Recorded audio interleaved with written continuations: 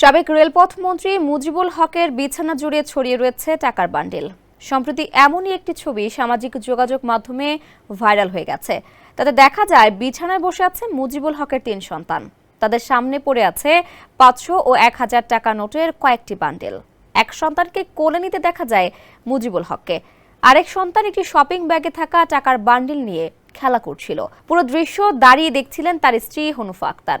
ছবিটি কবেকার সেটি জানা সম্ভব হয়নি, তবে ধারণা করা হচ্ছে মুজিবুল হকের কোনো এক সন্তানের জন্মদিনের ছবি এটি।